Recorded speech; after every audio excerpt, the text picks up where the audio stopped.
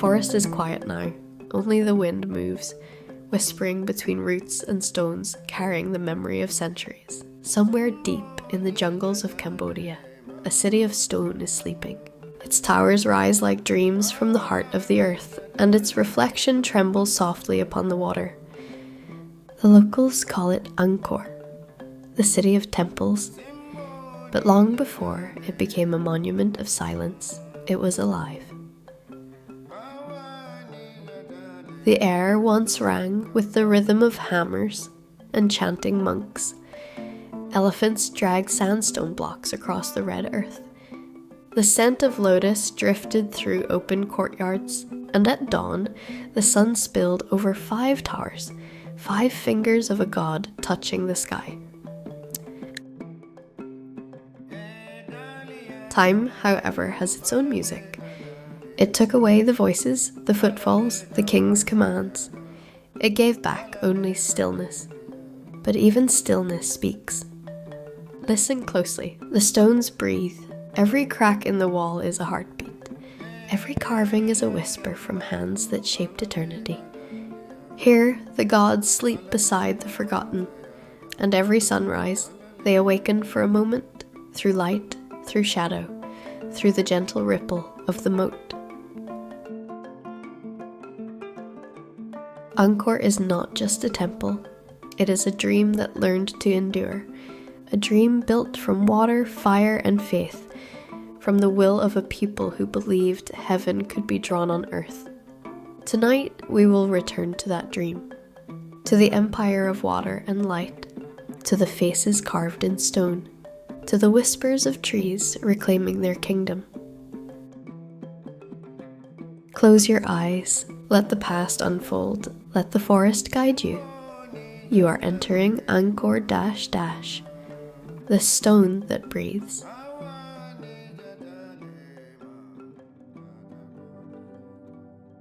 Chapter 1: The Kingdom of Water and Light. Dawn arrives softly over the plains of Cambodia. The horizon blushes in gold, and the first light touches the mirror of water surrounding the temple. A thin mist floats above the moat. Palms and lotuses rise through it like quiet guardians of the past. The reflection of the towers glows, trembling in the water as if the earth itself were remembering something sacred. Long before the world called it a wonder, this place was a breath between heaven and soil. Here, the ancient Khmer built not only with stone, but with water. They carved channels through jungles, shaped lakes the size of seas, and taught rivers to bend to rhythm. They believed water was the language of the gods, that to understand its flow was to speak with creation itself. Each season was a conversation.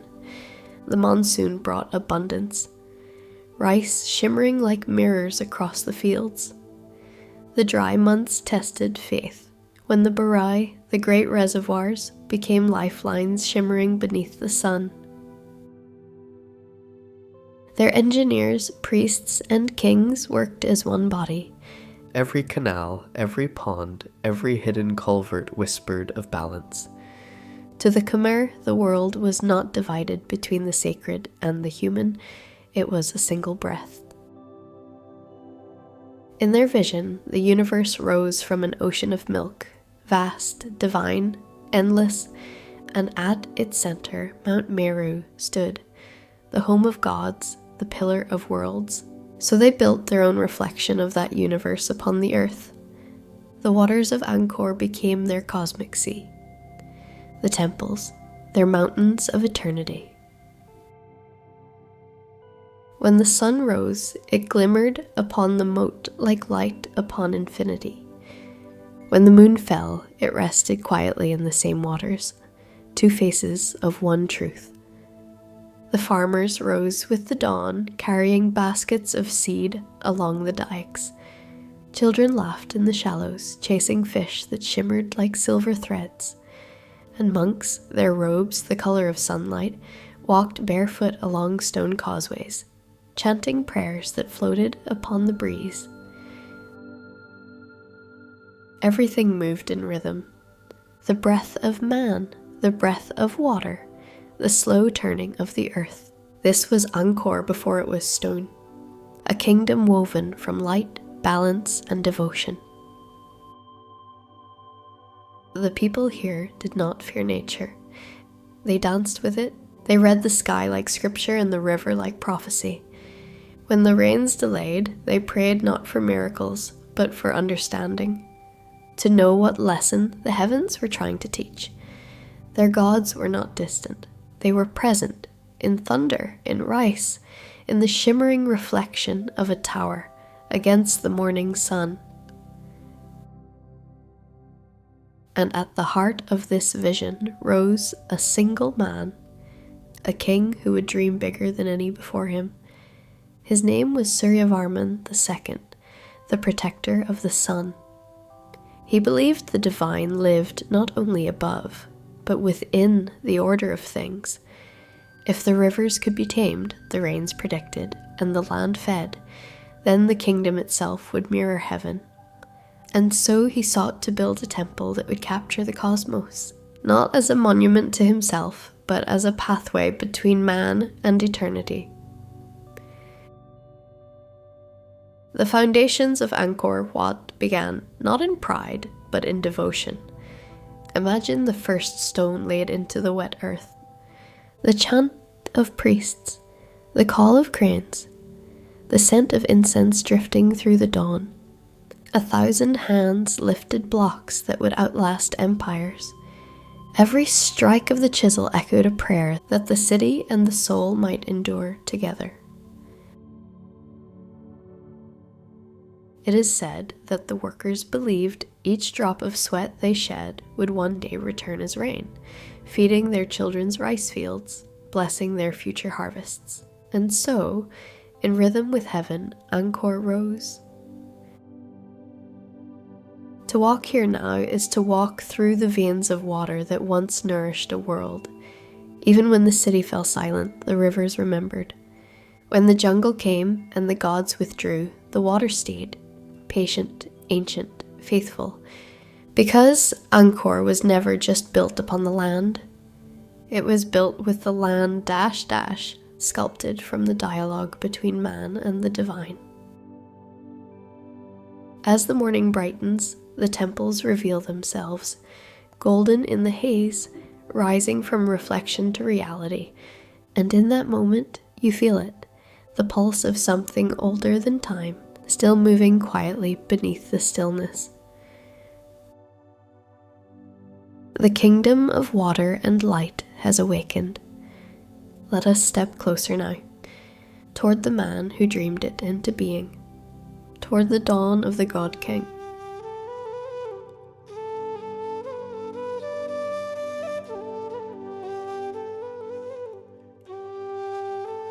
Chapter 2: Birth of a God King. In the heart of the Khmer Empire, where rivers shimmered like silver veins across the land, a young prince was watching the sunrise. His name was Suryavarman, the protector of the sun. The light touched his face first, then his hands, hands that would one day shape a kingdom's destiny.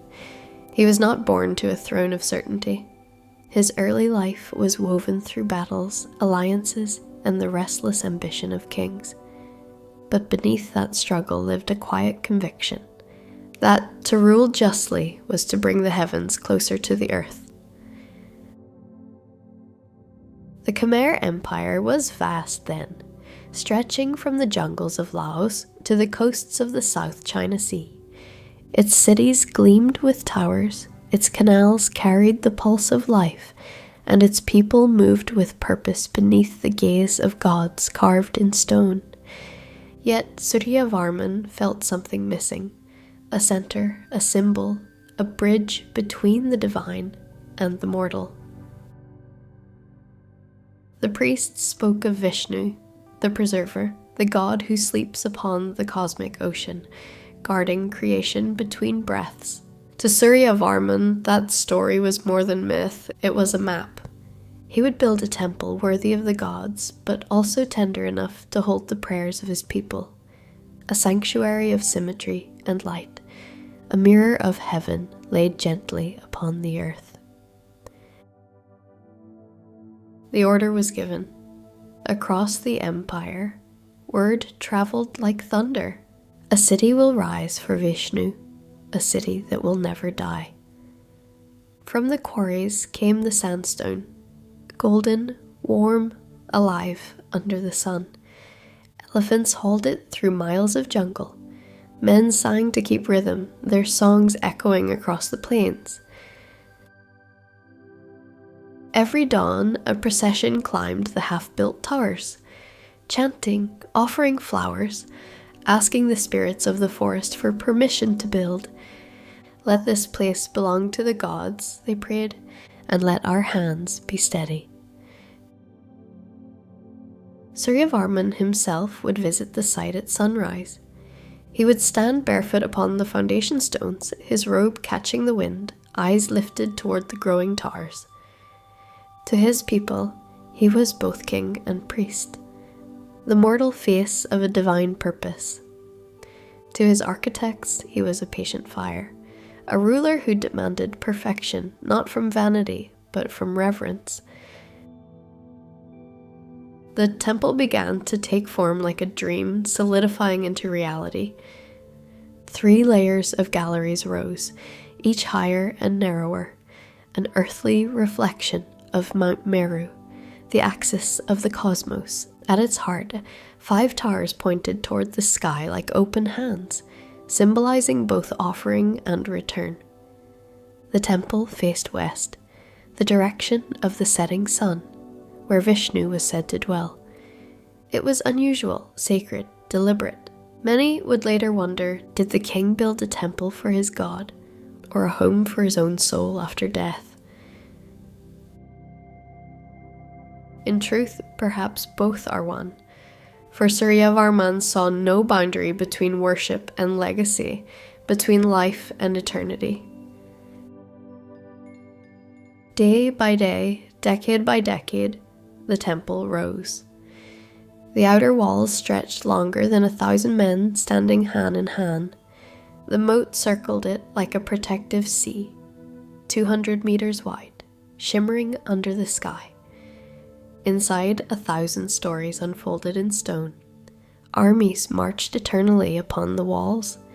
Celestial dancers, the apsaras, twirled in perpetual grace. Each carving was not just art, it was remembrance of a people's victories, faith, and fragile hope for peace. And all the while, the king aged. He watched the towers climb higher, the prayers grow quieter, the forests thicken at the edges of his empire. He began to understand that no ruler truly owns what he builds. We are all, he thought, only caretakers of the infinite. When the temple neared completion, he ordered the last rituals to be performed. Lamps of oil were placed at each gate, lotus petals scattered on the water. The priests chanted for days, their voices mingling with thunder rolling beyond the horizon. It was said that on the final night the king walked alone through the temple. He touched the walls, still warm from the day's sun. He stood beneath the central tower and looked upward, through the corridors of shadow toward the small square of sky above. "May my soul rise like this tower," he whispered, "and may my people never forget the light." Outside, the rain began to fall. The water filled the moat, the reflection of the temple rippling like breath. Somewhere in that silence, a new chapter began. The birth of Angkor Wat, the awakening of a god-king's dream. Time would carry his name forward, not in crowns or armies, but in stone and sunrise. For as long as light touches Angkor, the king's spirit endures, patient, luminous, eternal. And now, as the rains fall and the torches dim, we move inward, into the sacred heart of this temple, where stories are carved not on paper, but on eternity itself.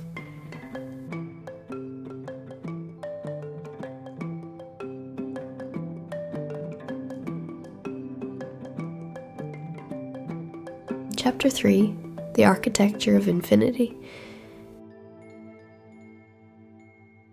Step softly. The air inside Angkor Wat is cool, thick with the scent of stone and centuries. Shadows stretch like ribbons across the walls, and every corridor hums faintly with silence.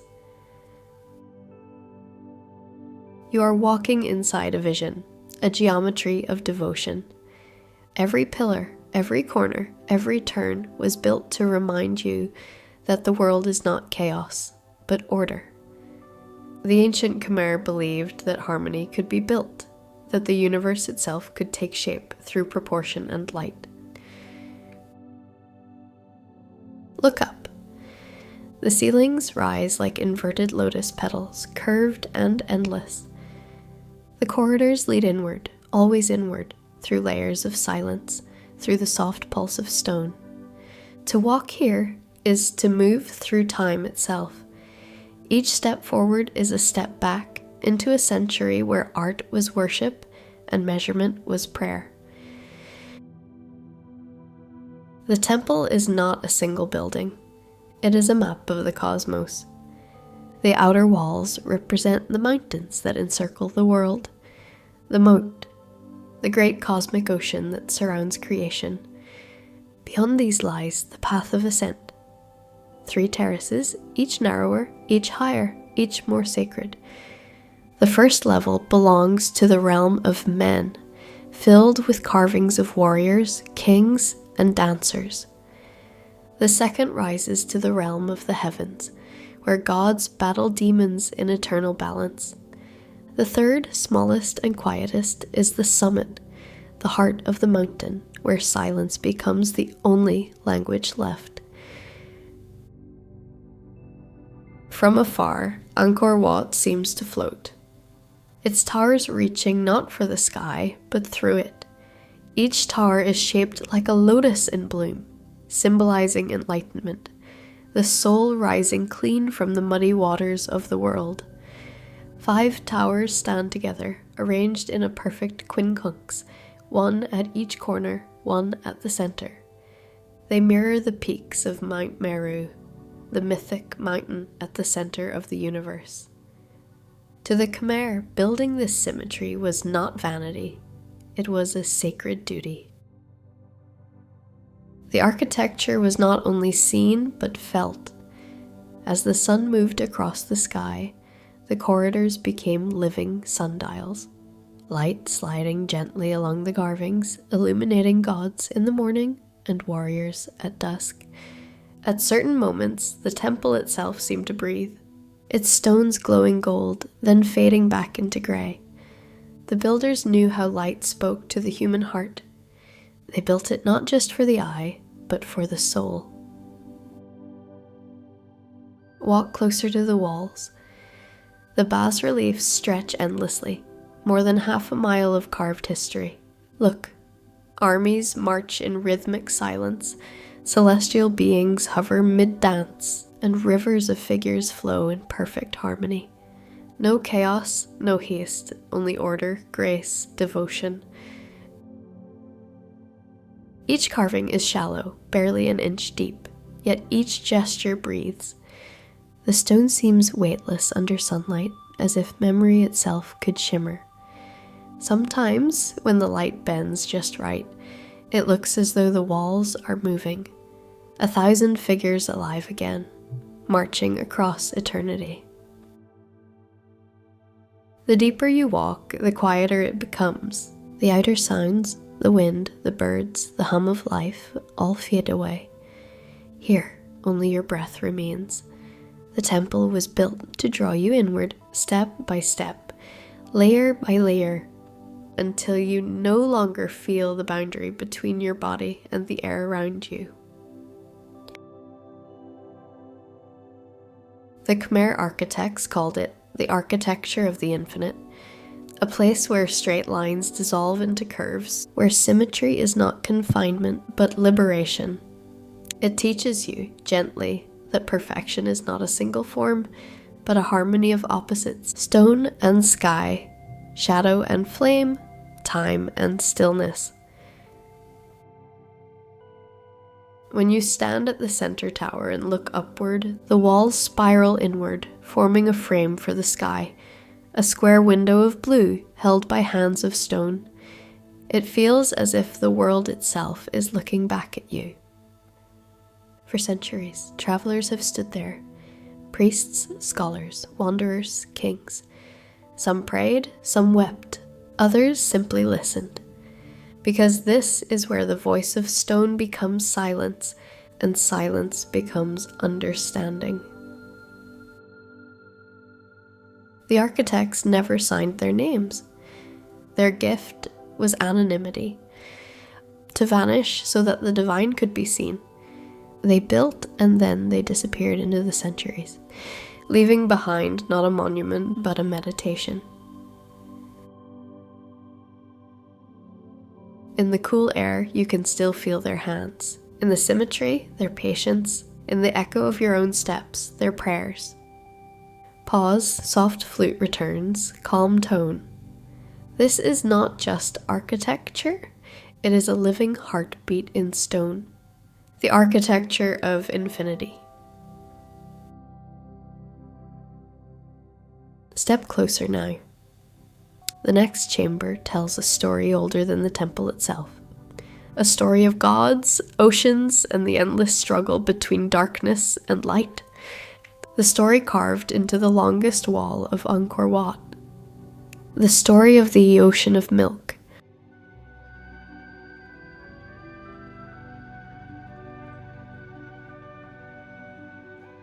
Chapter 4. The Ocean of Milk. The hall grows darker here. The light from the courtyard fades and the air turns cool, thick and still. On the long southern gallery of Angkor Wat, more than 100 meters of stone stretch out before you, a river of carvings alive with gods and demons. This is the Ocean of Milk, one of the most sacred tales ever carved by human hands. The story begins in eternity. In the age before time, the gods and demons were locked in endless conflict. Neither could overcome the other. Creation stood still. Then the god Vishnu spoke.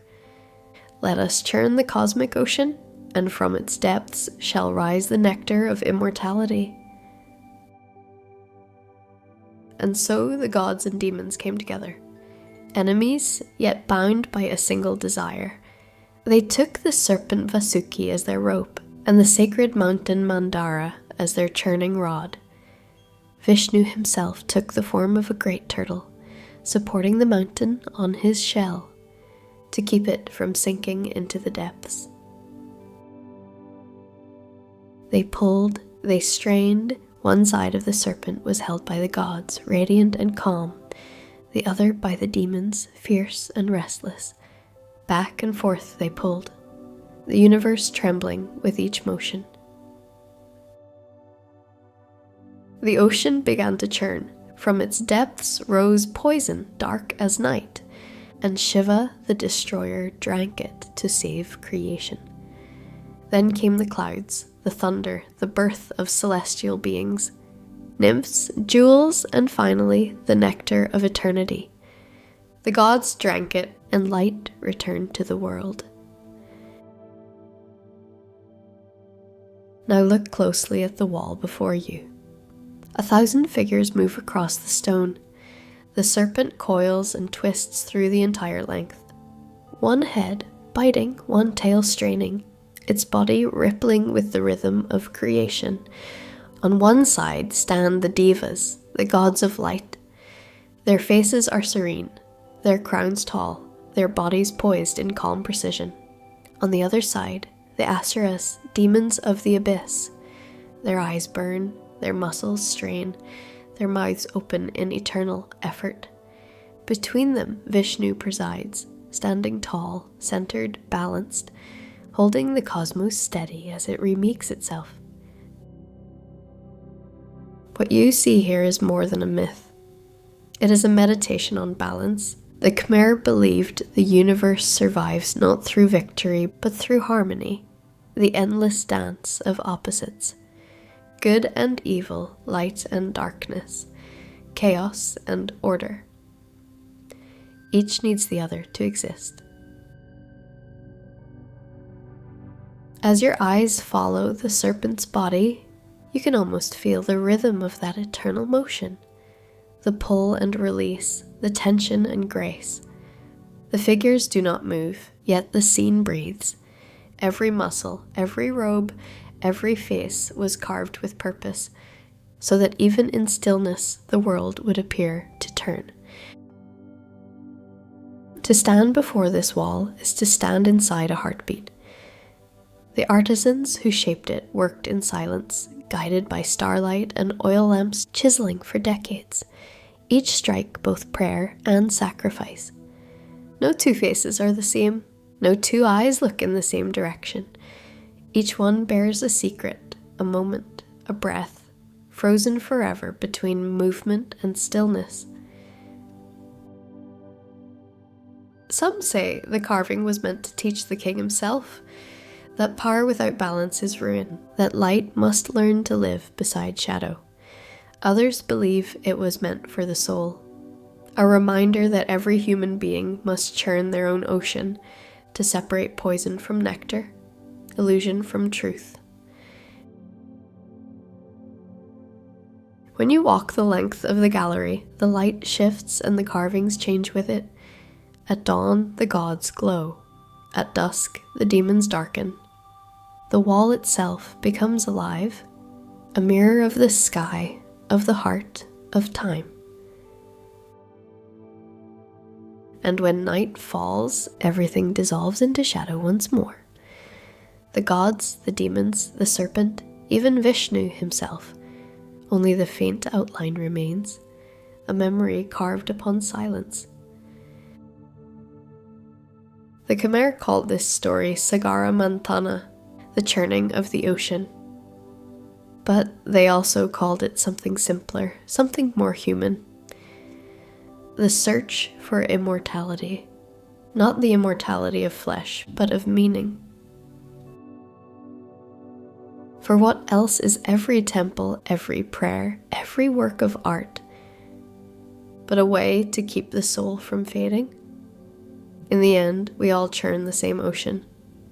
We struggle, we tire, we fall, and we rise again, until what is divine within us finally surfaces. And as you stand before this wall, perhaps you feel it too. That gentle pull between darkness and light, between what was and what will be. That is the heartbeat of Angkor. And when you step beyond this gallery, you step not into history, but into reflection. A city built from the rhythm of the cosmos. The ocean of milk still churns, not in the heavens, but in the hearts of those who remember. Now, follow the echo deeper. The walls grow quiet again, the air heavier, the path narrower. Beyond this chamber lies another world, where the jungle waits and the trees have begun to reclaim the stones. The story of creation gives way to the story of return, the story of nature's patient hand.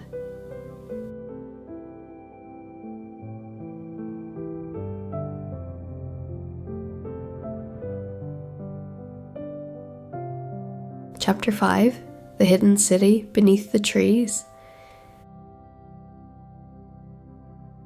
Step outside now. The stone corridors fade behind you, and the forest begins to breathe again. The air smells of damp earth and moss.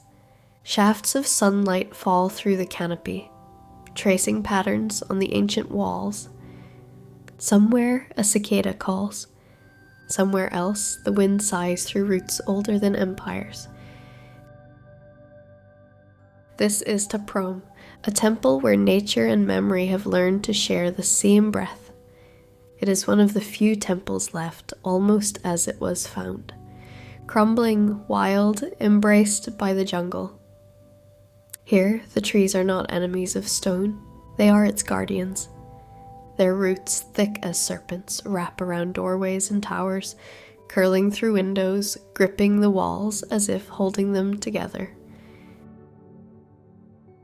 The great silk cotton trees rise high above the ruins, their branches spread like open hands, catching the sunlight that once fell upon kings. Beneath them, the stone lies half buried in shadow, carved faces looking out through curtains of vines. Some smile, some close their eyes, as if dreaming of the world they once watched over. When the French explorers came upon this place in the 19th century, they called it Le Temple de la Jungle, the Temple of the Forest. But long before they gave it that name, the Khmer knew it simply as a sanctuary of silence. They said the gods came here to rest. Walk quietly. The path twists between collapsed galleries and fallen lintels. The moss glows faintly green where the light touches it. At times, it feels less like walking and more like floating through a dream where time no longer moves forward but circles gently back upon itself. Ta Prohm was built by King Jayavarman VII, dedicated to his mother, a living act of devotion. Once, it was filled with monks and scholars, with incense smoke and the murmur of Sanskrit prayers. Now, only the forest chants, and the leaves whisper in the language of rain. Every root here tells a story. They do not destroy, they embrace. They creep into cracks, not to break them, but to hold them from falling. Their slow patience is the patience of the world itself. Sometimes, when the wind moves just right, the entire forest seems to exhale. The branches sway, the roots tighten, and dust rises like incense. For a brief moment, the line between the living and the eternal blurs. You realize that this temple is not being reclaimed by nature. It is nature, reborn in another form. The stones are no longer monuments. They are soil feeding the trees that now stand as new towers. The Khmer believed every being carries a spark of the divine. Here, that spark has passed from man to forest, from hand-carved wall to living root. You can almost feel it under your fingers when you touch the cool surface of the stone. It pulses faintly, like the heartbeat of something vast and sleeping. The explorers once debated whether to clear the forest or let it stay. They chose to keep it, to leave this one temple as proof that nature could outlast all ambition. Today, that decision feels prophetic. For when you look upon Ta Prohm, you see not ruin, but reunion. The reunion of earth and sky, of dream and memory of creation returning to its source. And when rain begins to fall, as it always does here, it sounds like prayer. The drops slide down the trunks, tracing centuries in a single line. The water gathers in quiet pools, reflecting not the sky, but the faces of stone gazing upward. Sit for a moment if you wish. Listen to the leaves. They will tell you everything you need to know about time dash dash, how it does not erase but transforms. The forest does not mourn what was, it keeps it gently in the cradle of roots and silence. And when you rise to leave, you will notice that the path behind you has changed. The forest has shifted. The air feels heavier, older, kinder. You are no longer a visitor. You have become part of its breath. The poem teaches what the stone alone could not, that even in stillness life endures. That silence is not the end of sound, but the beginning of understanding. And as you walk away, the forest closes behind you slowly, softly, as if whispering, all things return.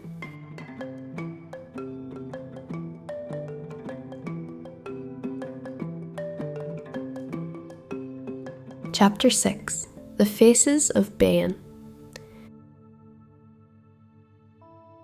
The path curves northward now, through trees, across bridges until the forest opens into light.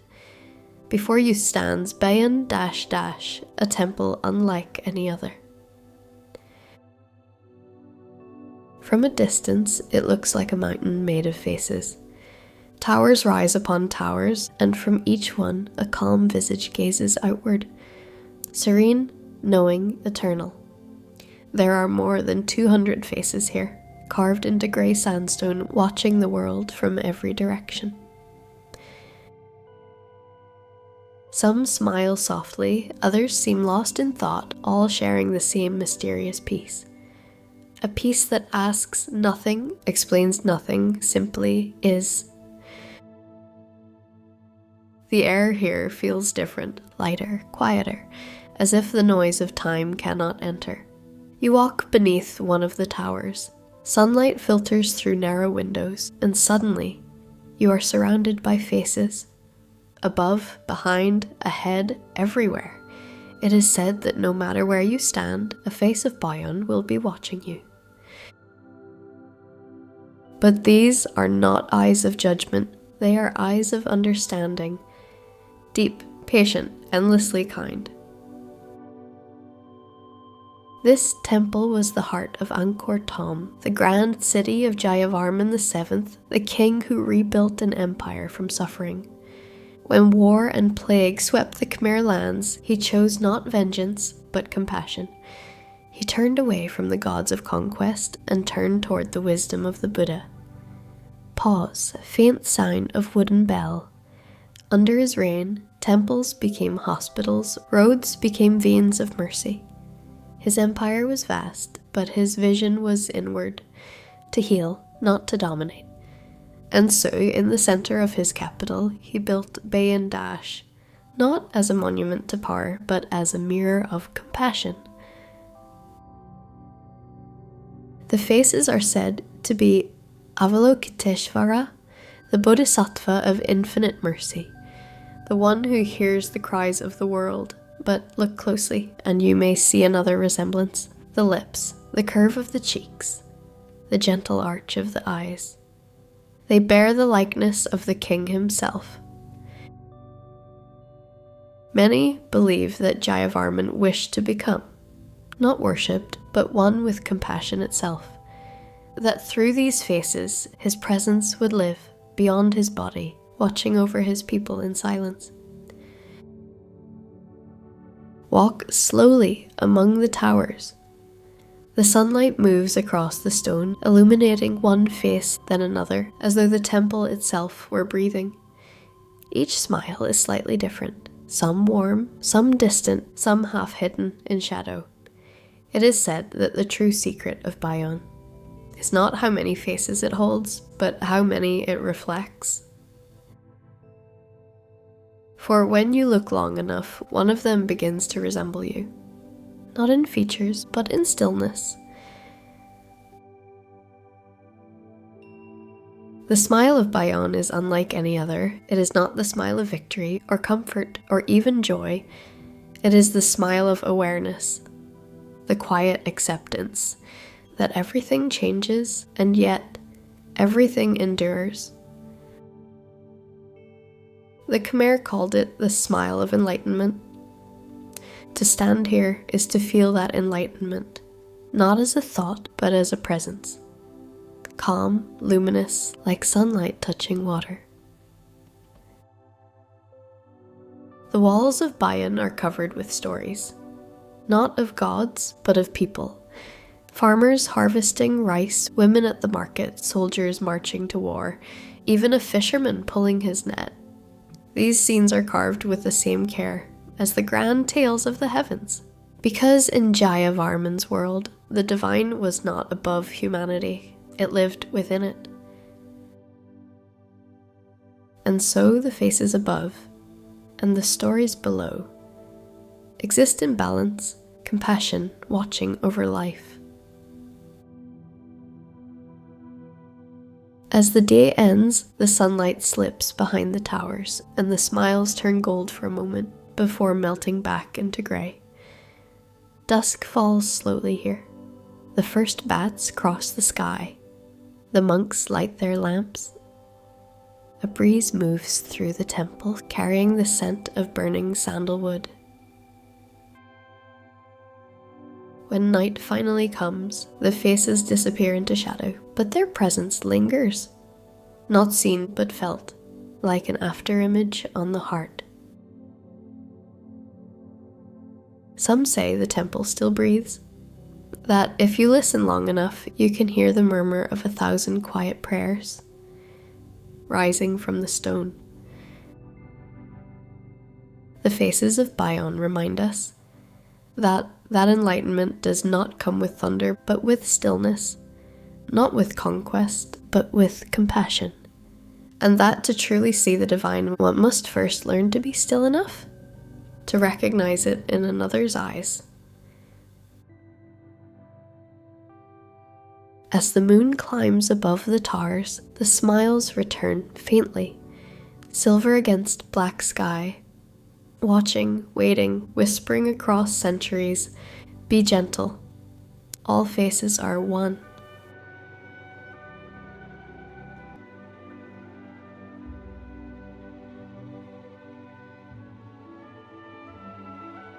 Chapter 7, Life Inside the Empire.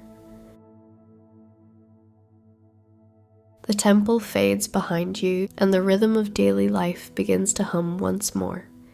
Not far from the stone walls of Angkor, the world of ordinary people unfolds. Soft, patient, eternal. Dawn breaks over the rice fields. The mist still clings to the paddies, and water buffaloes move slowly through the shallow pools, their bodies glistening in the pale gold light. Farmers bend low, planting seedlings in perfect rows. A silent choreography learned over generations. Children laugh in the distance, chasing each other along the narrow dikes. The smell of firewood and steamed rice drifts through the morning air. The day has begun. Within the city walls, artisans are already at work. Some carve sandstone blocks with slow, steady hands, their hammers striking in rhythm with their breathing. Others spin silk from golden threads or paint intricate patterns on temple banners. The sound of creation fills the air, gentle, ordered, alive. Angkor was not just a kingdom of kings and temples. It was a kingdom of people, millions of lives woven together by water, work, and faith. The irrigation canals glisten under the sun, carrying life to every home. From the mighty Baray, the great reservoirs, water flows like veins through the empire. Monks walk barefoot along the paths, their saffron robes fluttering softly in the wind. Villagers bow as they pass, offering small bundles of flowers and rice. In the markets, the air is full of color and noise. Women with silver bracelets sell woven mats and baskets. Traders shout good-naturedly over the price of fish. The smell of lemongrass, coconut, and roasted grain mixes in the heat. The empire breathes. And as the sun climbs higher, the chants of monks rise from the monasteries. Their voices are low and steady, ancient words carried by wind and faith. The people stop for a moment, listening in silence. For them, prayer is not escape. It is alignment -- a way to keep the heart steady amid the turning of seasons. In the evenings, families gather near the water's edge. Children splash and laugh, mothers wash rice, fathers mend fishing nets beneath the soft blue sky. Sometimes a flute begins to play, slow and wistful, its melody drifting over the beret like a memory. The Khmer believed that every act, no matter how small, was part of a divine rhythm. To plant a seed was to offer prayer. To carve a line in stone was to speak with eternity. To smile at a stranger was to honor the gods. And perhaps that is why their empire endured so long, not only through power, but through harmony. They understood something the world often forgets, that greatness is not built in a single temple, but in 1,000 quiet gestures. As night falls, the fields glow under the moonlight. Frogs sing, fireflies blink like scattered stars. The temple towers of Angkor Wat rise in the distance, black silhouettes against the silver sky. Somewhere, a monk strikes the evening bell. Its echo rolls over the water, calling the day to rest. Inside small homes, lamps are lit. Mothers tell stories to their children. Stories of gods who turned rivers into silk, of heroes who built bridges of light, and above them all the stars shimmer. Countless, patient, reflecting in every drop of the beret below. If you listen closely, you can still hear their laughter, still smell the smoke of their fires, still feel the warmth of their world. For though the empire has turned to dust, life -- the quiet, humble, radiant life of its people, never truly left. It lingers in the fields, in the stones, in the rhythm of rain falling on lotus leaves. It lingers in the way the temple catches dawn, always beginning, never ending. The people of Angkor lived in harmony with time. They did not try to conquer it. They simply learned to move within its flow, like water following its course, like breath following silence. The heart of the empire was never made of stone. It was made of rhythm, the rhythm of hands, of hearts, of prayers. And even now, as you listen in the dark, that rhythm continues. Soft, slow, eternal.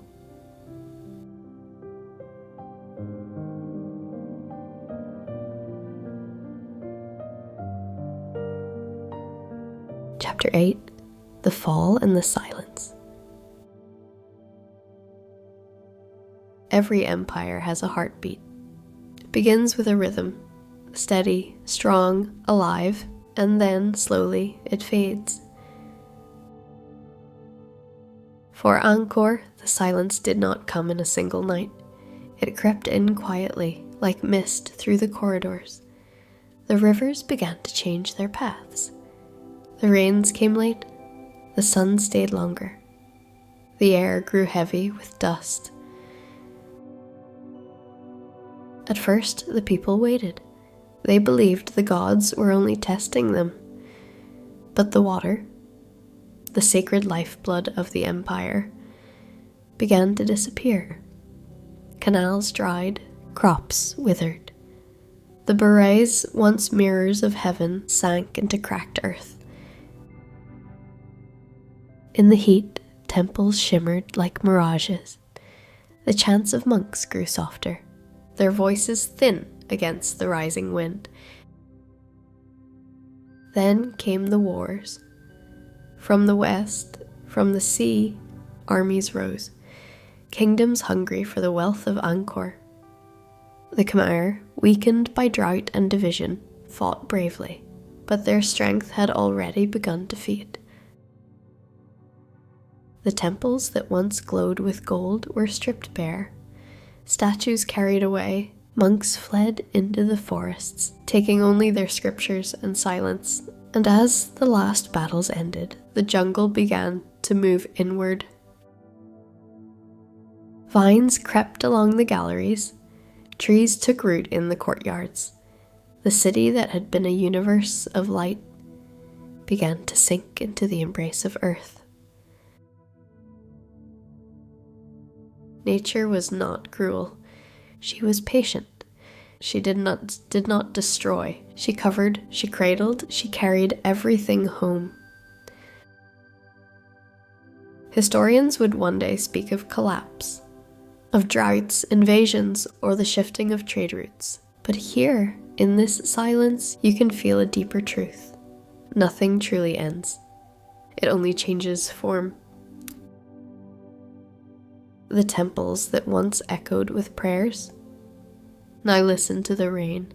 The canals that once carried water now carry the roots of trees. And the stones, they still breathe slowly, remembering. The great kings are gone, their names softened by time, but their dreams remain, not as monuments, but as quiet lessons.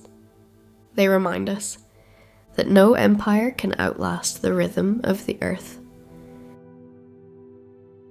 In the centuries that followed, travelers would wander through these ruins, their footsteps echoing in empty halls. They would find carvings covered in moss, faces hidden beneath roots, and walls leaning under the weight of centuries. Some would call it decay, others rebirth. The rain keeps falling. The Baray fills once more. The reflections of towers tremble on the water. The city sleeps, but its soul still listens. In the hush of this world, time feels soft again. You can almost hear the voices of those who lived here, laughing by the river, chanting in the halls, whispering their prayers into the wind. The fall of Angkor was not a tragedy. It was a return to balance, to humility, to the silence from which all things begin. Even now, when you walk among the ruins after rain, the air carries the scent of renewal. Each droplet on the stone gleams like a tear that has learned to forgive. The wind hums through the empty doorways like a lullaby for a sleeping god. The empire is gone, but the spirit remains, not in glory, but in peace. This is how all things pass, not with thunder, but with the sound of rain. The rain will stop. The jungle will shimmer green again. The sun will rise over the towers of Angkor. And in that quiet light, you will realize, nothing is lost, only transformed.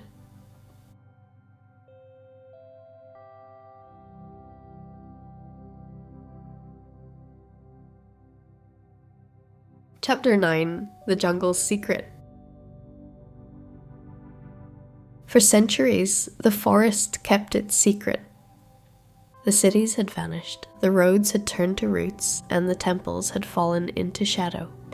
But the jungle remembered. It remembered the rhythm of prayers, the scent of incense, the reflection of towers upon still water. For 500 years, Angkor slept beneath leaves and silence. The villagers nearby spoke in whispers of the temples swallowed by the earth, of faces carved into stone that glowed under moonlight. No one dared enter too deep. Some said spirits walked there, others said the gods themselves had returned to stone. Then, one morning in the year 1860, a man named Henri Mouhot, a French naturalist and explorer, stepped into the jungle with a notebook and a lantern. He did not come in search of glory. He came chasing butterflies.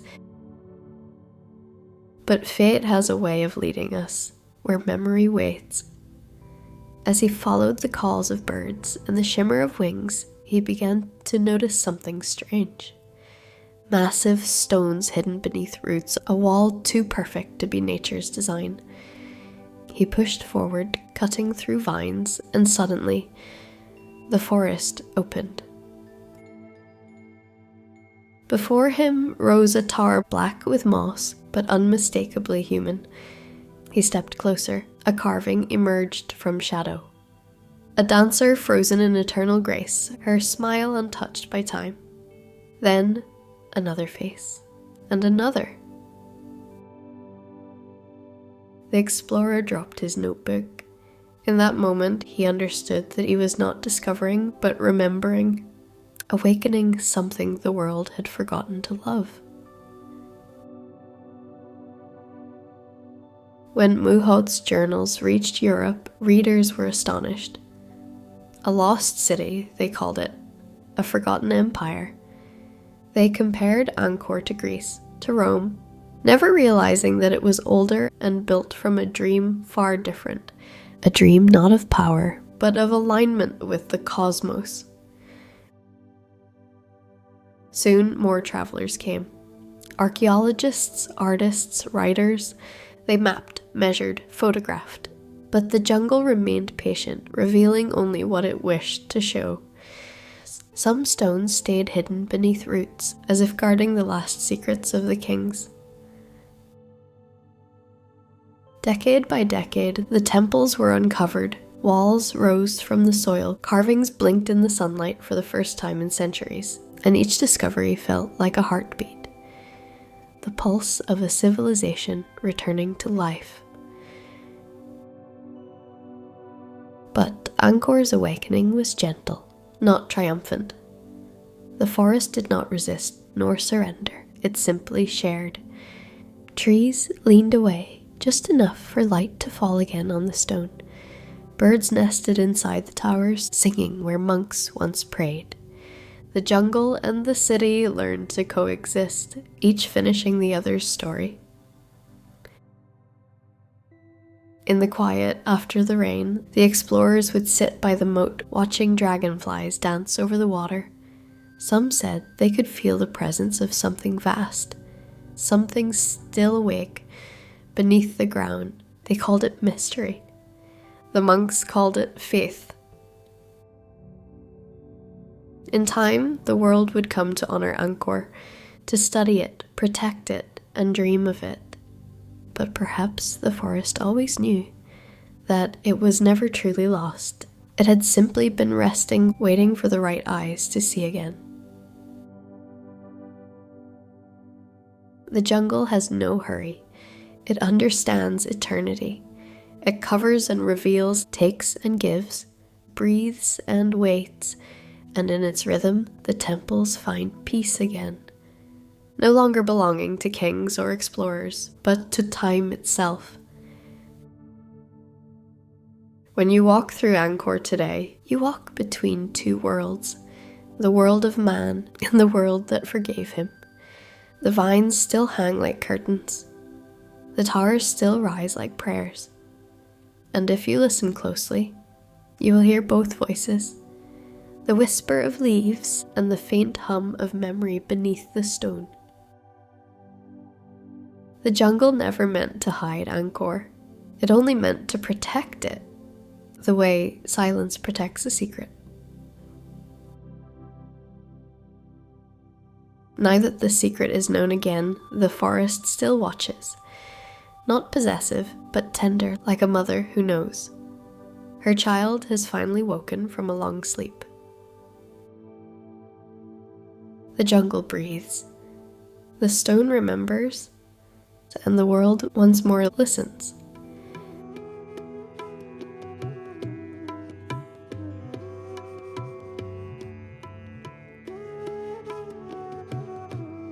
Chapter 10, Angkor Reborn. The rain has passed, the forest glows again. Morning light spills across the ruins, turning every droplet on the leaves into a small piece of gold. The jungle breathes deeply now, no longer guarding its secret, but sharing it. The temples stand quiet but awake, their towers bathed in light, their shadows soft upon the earth. The 20th century brought new eyes to Angkor. not those of conquerors or explorers, but of caretakers. In 1992, the world, through UNESCO, declared Angkor a World Heritage Site.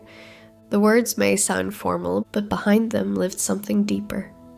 A promise that this city of stone and silence would never be forgotten again. Teams of restorers came from every corner of the world. Engineers, archaeologists, monks, and villagers worked side by side, clearing the roots that choked the corridors, strengthening the walls that leaned with age. They did not rebuild Angkor. They listened to it. They studied how the stones had settled, how the water once flowed, how the carvings caught the morning light. Each piece they touched was handled as though it held breath. And as the work continued, the people of Cambodia returned, not as subjects of kings, but as guardians of their own memory.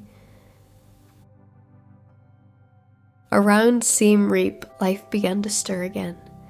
Villages grew near the temples, markets bloomed beside the rivers. The laughter of children returned to the paths once walked by kings. In the evenings, locals lit candles near the moats, their reflections dancing like stars upon the water.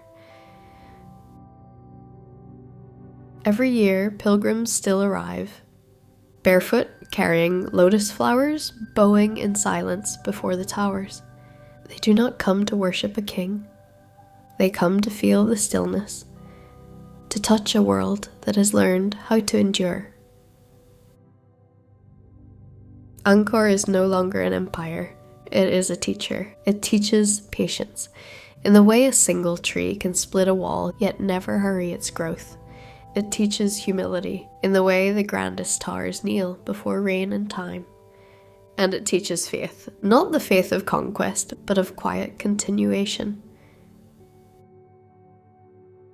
When the first tourists arrived, they came with cameras and awe.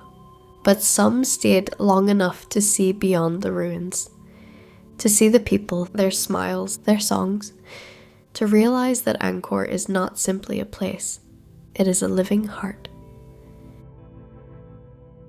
At dawn, you can still see monks walking the causeways, their orange robes glowing in the morning mist.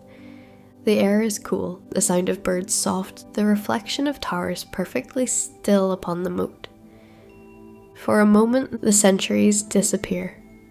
You are not in the present. You are simply here. The world outside moves faster now. Cities rise and fall in the blink of an eye, but Angkor remains unhurried. It continues to teach, to breathe, to forgive. The people of Siem Reap say that every sunrise over Angkor is a new beginning. That when light touches the towers, the gods smile once more. Perhaps that is true, or perhaps it is simply the earth, reminding us of how to begin again. In every drop of rain that falls upon these stones, in every lotus that blooms in the moat, the spirit of Angkor lives, not in grandeur, but in grace. The empire has returned not in armies or crowns, but in quiet wonder. In every child who runs through the temples, in every traveler who stops to listen, in every heart that feels peace here. Angkor is alive again, not as it was, but as it was always meant to be. A meeting of man and eternity, a hymn made of stone and breath. And as the sun rises higher, the towers glow like fire. Golden, pure, awake, the world turns. The light moves on, but here, in Angkor, time simply smiles.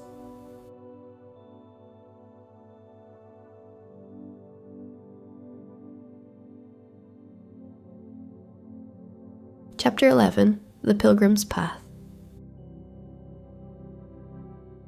Night has fallen over Angkor. The stars shimmer above the towers, and the moon drifts low, pale and patient, watching over the sleeping stones.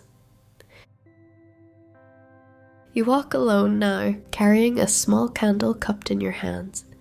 Its flame wavers with each breath of wind, a fragile light between you and the darkness. The path beneath your feet is uneven, worn smooth by countless pilgrims who walked before you.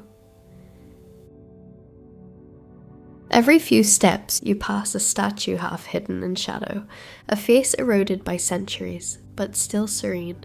You bow without words, you do not know to whom. Perhaps a god, perhaps a memory, perhaps to the silence itself. The air is cool and carries the faint scent of wet stone and lotus. In the distance, a monk strikes a drum. The sound rolls through the corridors. Deep, slow, like a heartbeat echoing across time. This is the hour of reflection when the temples are no longer monuments, but mirrors, the walls that once told stories of gods. Now whisper your own name. You stop before a doorway. Inside, the moonlight falls through the cracks, forming patterns upon the floor like flowing water. You set your candle down and the flame steadies. A single point of light in the vastness of night. In this quiet, you realize that pilgrimage is not a journey of distance, but of return. A return to stillness, a return to the part of yourself that you left behind in the noise of the world. You close your eyes. Around you, the forest breathes, the stones exhale, the candle flickers. There is no need to ask for anything here. The temple gives you what you did not know you needed. Space, silence, surrender. You think of those who came before you. Kings who sought immortality, monks who sought peace, artisans who carved prayers into stone. Each of them walked this same path, each searching for something beyond words, and all of them, in their own way, found it here. The candle burns lower. Its reflection trembles on the floor like a small sun about to sleep. You feel the night wrapping around you, not heavy, but gentle like the arms of time itself. Somewhere nearby, a monk's voice rises in chant. Low, rhythmic, timeless. His words are not for the gods alone. They are for all who wander, all who carry their own questions, through the corridors of the soul.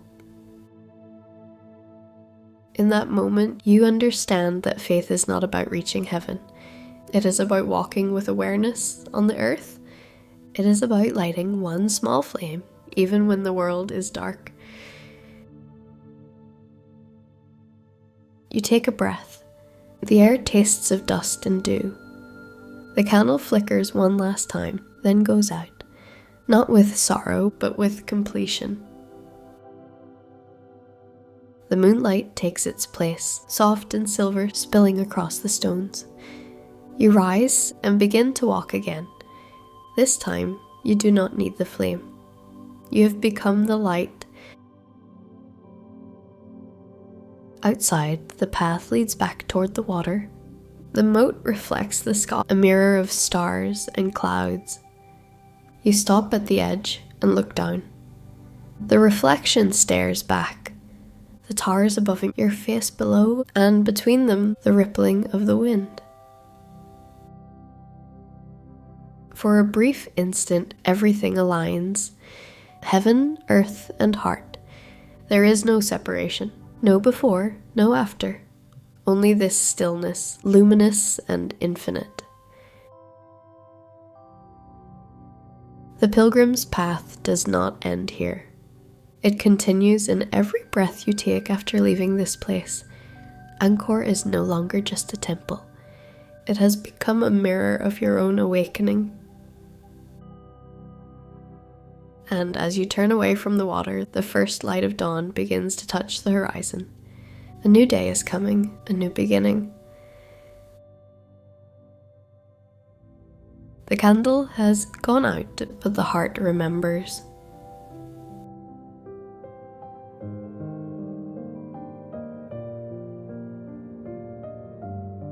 Chapter 12. The Stone Dreams. The night is quiet again. The stars hang low over the towers of Angkor, and the air is thick with peace.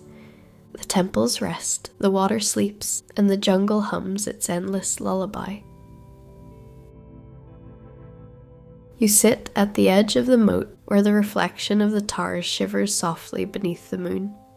Every wave that touches the shore feels like the breath of a world still dreaming. The candle you carried is gone now. The flame has done its work. Around you everything glows faintly. The stones, the leaves, the sky itself. You are surrounded by a light that does not come from fire, but from memory. In this silence, the stones begin to speak again. Not with words, but with presence. They whisper of centuries, of hands that carved and prayed, of kings who dreamed and disappeared. They whisper of water flowing, of monks chanting, of rain falling endlessly through time. And slowly their voices fade into something deeper, a pulse, a rhythm, a heartbeat beneath the earth. The same heartbeat that once carried an empire now carries the quiet of the night. You close your eyes. The wind feels softer now, a hand on your shoulder, a sigh of centuries forgiving you for being late to listen. The moon drifts behind a cloud. The world grows darker but not empty. It is said that dreams are made of memory, and memory is the soul refusing to fade.